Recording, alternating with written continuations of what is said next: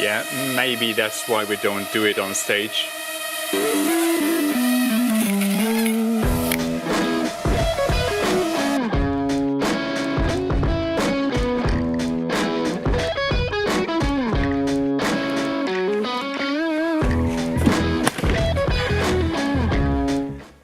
Today, 1 year ago, I posted my first vlog in this channel, and I think it was mainly because I needed a relief from the production I was doing then.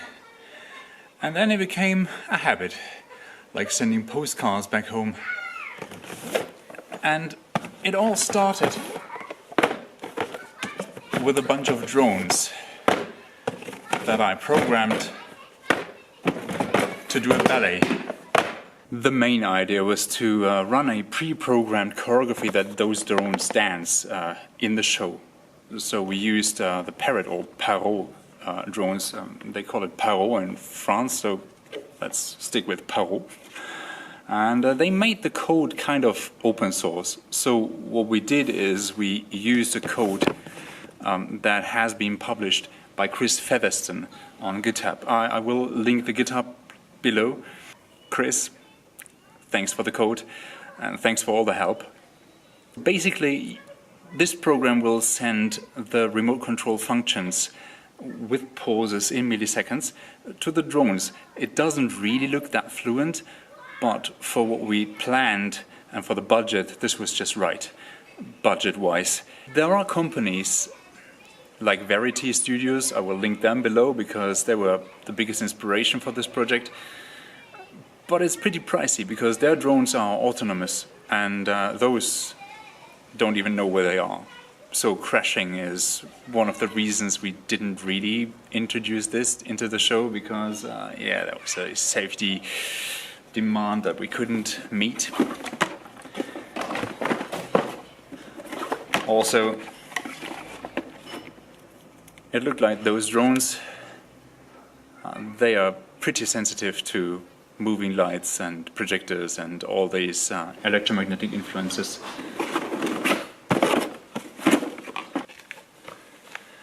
The basic issue with drones that are controlled remotely is they don't know where they are and they don't know where the others are, so colliding is very likely.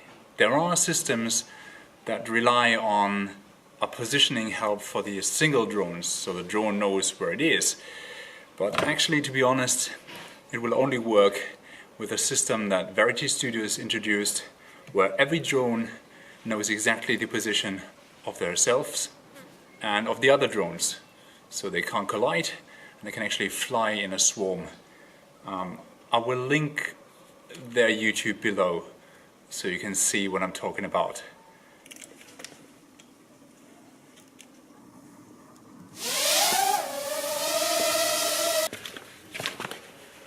The task was to find out if it works to command those drones into a ballet with enough space to find the general conditions that you need to run an experiment like this. Well, it was new at the time. There were very few companies who did it, and we were trying. And then came the point of the pushing, when somebody wanted a yes or no immediately right now. It takes a little more than a few weeks to develop something like that, especially if you're going the wrong direction and you have no chance to go back and try a different solution. For something more fun that could fail, it's great, and try it out. I'll link the code below. Please let me know if you do something like this in your show, or if you plan on doing something like this. A drone ballet or some programmed drones running around. I mean, you can attach some small camera on it or something like that. Yeah, exactly. We're celebrating 1 year of admitting to fail, 1 year of saying no, still loving the idea, and 1 year of a vlog that is mainly to see what I'm doing before I'm doing it on stage. Behind the scenes, you're very welcome to watch us do what we do, and to celebrate 100 plus subscribers, I will give away this drone that I bought in the course of researching drone ballets. It's a co-drone light. I don't really know how to ship it to the US because it also contains a battery, so yeah, we'll find a solution to that. Comment below why you should be the one receiving this drone. Either you're a kid, or you have kids, or you just enjoy playing with drones.